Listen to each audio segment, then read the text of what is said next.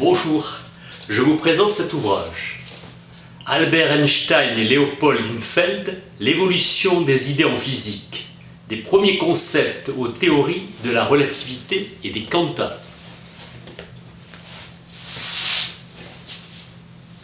Tentative de l'esprit humain pour trouver la connexion entre le monde des idées et celui des phénomènes. Début réel de la physique, Galilée, découverte et emploi du raisonnement scientifique. Le corps en mouvement s'arrête quand la force qui le pousse ne peut plus agir de façon à le pousser. La conclusion de Galilée est correcte et sera formulée plus tard par Newton comme la loi de l'inertie.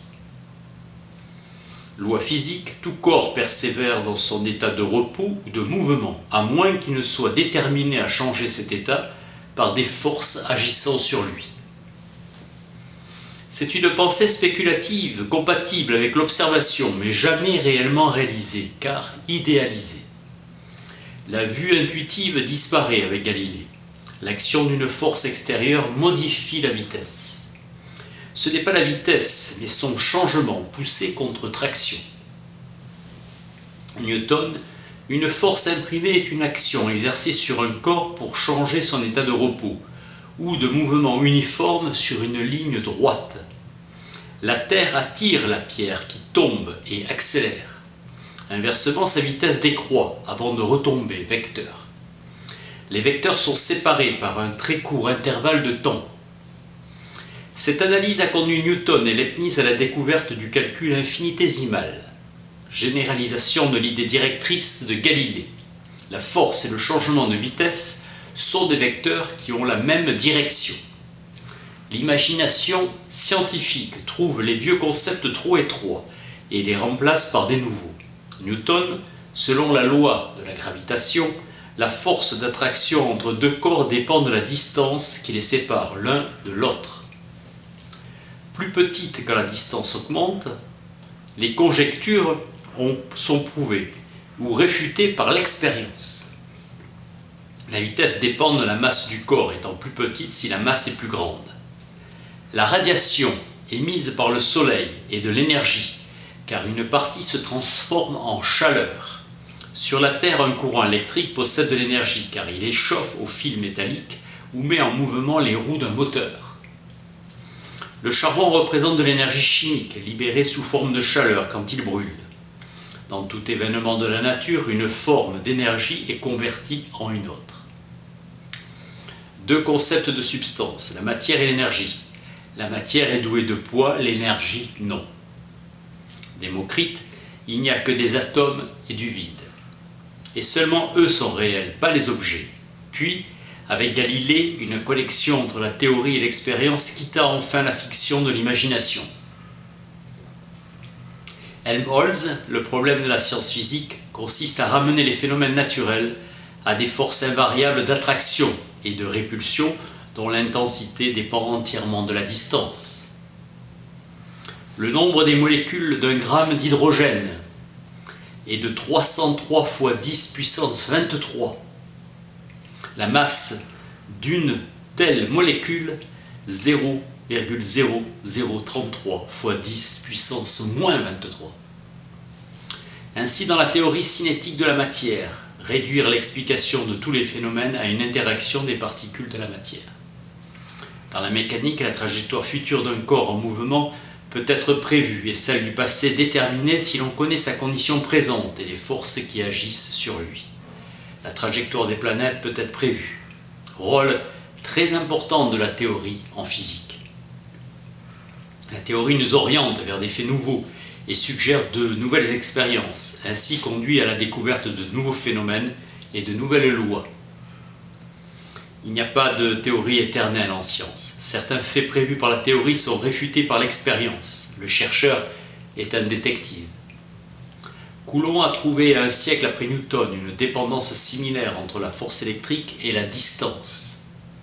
L'attraction de la gravitation est partout présente, tandis que les forces électriques existent seulement si les corps possèdent des charges électriques. Dans la gravitation n'existe que l'attraction, tandis que les forces électriques peuvent s'attirer ou se repousser. Galilée a formulé le problème de la détermination de la lumière, mais ne l'a pas résolu. Son imagination créatrice marque un réel progrès dans la science. Fizeau a été le premier à déterminer la vitesse de la lumière par des expériences terrestres par miroir, et Røyre, avant lui, l'avait déterminé moins précisément par l'observation astronomique. Dans le vide, la vitesse de la lumière est de 300 000 km/s. C'est le génie de Newton qui a expliqué les couleurs. Chaque couleur étant contenue dans la lumière blanche et le prisme les sépare dans l'espace. Chaque couleur est réfractée le long d'un chemin différent et séparée des autres, car la lumière quitte le prisme. Dans un arc-en-ciel, les gouttes d'eau jouent le rôle de prisme, dispersion de la lumière en son spectre visible. Ces forces sont plus intenses pour le violet, plus faibles pour le rouge. Rouge et violet sont les couleurs des extrémités de l'arc-en-ciel, les autres couleurs étant rangées entre eux. La richesse des couleurs dans le monde reflète la variété des couleurs dont la lumière blanche est composée. Avec Huygens, la lumière est une onde, un transport d'énergie et non de substance. Toute onde commune se propage avec une vitesse déterminée, pareil pour l'onde lumineuse. Avec les mathématiques, nous pouvons dire que la longueur d'onde de la lumière rouge est 0,00008 cm et la violette 0,404 cm. L'espace interstellaire n'oppose pas de résistance au mouvement des corps matériels. L'œuvre de Faraday, Maxwell et Hertz ont conduit au développement de la physique moderne. Les particules s'attirent réciproquement et cette force d'attraction diminue avec le carré de la distance. La force s'exerçant entre deux corps dépend d'après Newton seulement de la distance. Tout courant est accompagné d'un champ magnétique, une force qui agit sur un pôle magnétique. La variation d'un champ électrique produite par le mouvement d'une charge est toujours accompagnée d'un champ magnétique. Tant qu'une charge est au repos, il y a seulement un champ électrostatique. Dès qu'elle commence à se mouvoir, un champ magnétique apparaît. Si la charge est plus grande et si elle se meut plus vite, le champ magnétique créé par le mouvement de la charge qui sera plus intense, expérience de Hovland. Plus rapidement, le champ électrique varie, plus intense est le champ magnétique qui l'accompagne.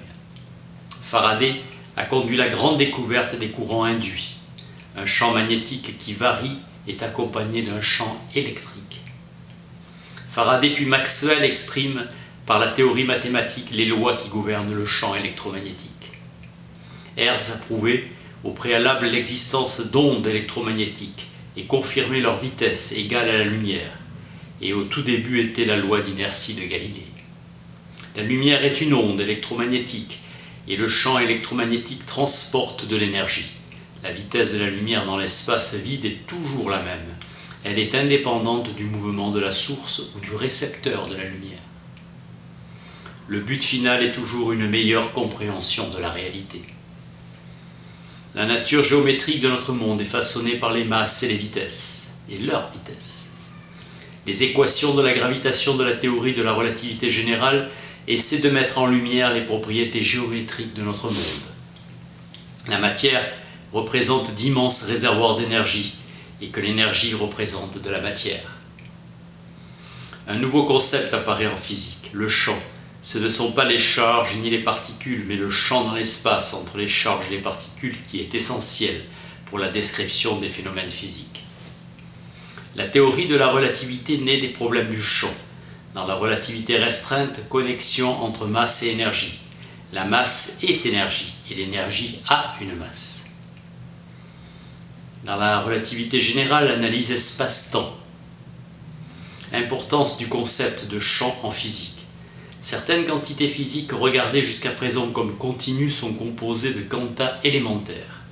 La masse est une quantité discontinue.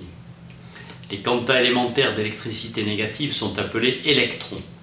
La masse d'un électron est 2000 fois plus petite que celle d'un atome d'hydrogène qui pèse la moitié d'une molécule.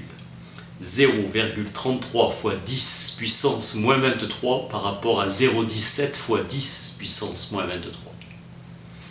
L'arrachement d'électrons, la lumière frappe comme une vague ou une balle, une muraille au même endroit. Par la lumière frappant un métal, est appelé effet photoélectrique. Les électrons observés ont tous la même vitesse, la même énergie qui ne varie pas avec l'accroissement de l'intensité de la lumière. Les lois de la nature ne sont pas celles prévues et l'expérience contredit la prévision. Une nouvelle théorie naît du conflit. La lumière homogène est composée de grains d'énergie et remplace les anciens corpuscules de lumière par les quantas de lumière. Les photons, ce sont des petites portions d'énergie qui se déplacent à travers l'espace vide à la vitesse de la lumière. Il y a des quantas de matière, d'électricité et d'énergie. Planck change nos concepts. Les quantas de lumière expliquent l'effet photoélectrique. Un photon frappe l'atome et en arrache un électron, énergie. Accroître l'intensité de la lumière, c'est accroître le nombre de photons en chute. Le nombre d'électrons arrachés sera plus élevé, mais l'énergie de chacun ne varie pas. Certains phénomènes peuvent être expliqués par la théorie des quantas et non par la théorie ondulatoire. Notre spectre visible commence par le violet et finit par le rouge, propriété de l'œil humain. D'une longueur d'onde plus petite, les rayons X, des milliers de fois que celle de la lumière visible. De Broglie et Schrödinger ont développé la mécanique ondulatoire. La lumière est une onde et elle se comporte comme une pluie de photons. La matière révèle son caractère ondulatoire, immense portée de cette découverte. Les quantités physiques qui décrivent la corde vibrante et l'atome rayonnant ont une signification différente mais une certaine ressemblance formelle entre les équations.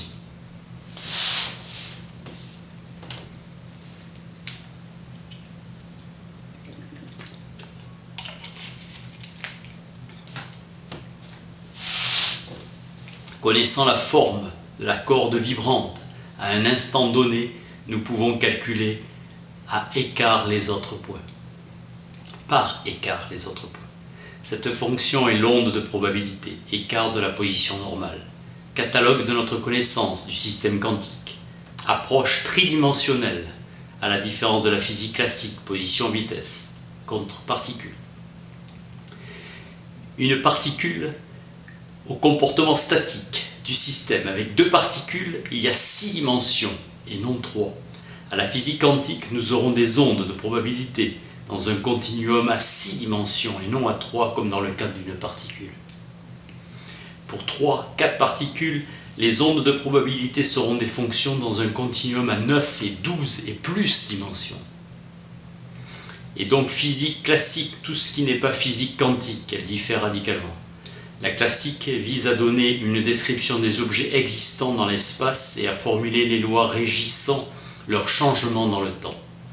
Avec la physique quantique, il y a telle et telle probabilité que l'objet individuel soit tel et tel et ait telle ou telle propriété. Il n'y a pas de place dans la physique quantique pour des lois régissant les changements dans le temps de l'objet individuel. À leur place, nous avons des lois régissant les changements de la probabilité dans le temps. La théorie quantique offre une explication adéquate aux discontinus et statistiques d'événements dans le domaine des phénomènes, où les quantas élémentaires de la matière et de la radiation révèlent leur existence.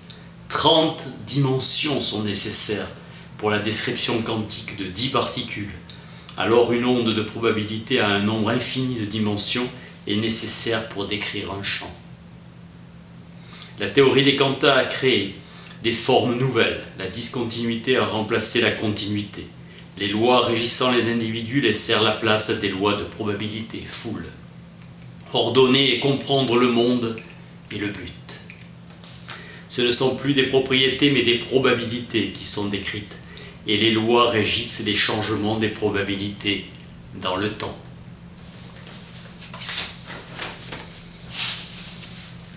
Albert Einstein, Léopold Linfeld, l'évolution des idées en physique, des premiers concepts aux théories de la relativité et des quantas. Merci.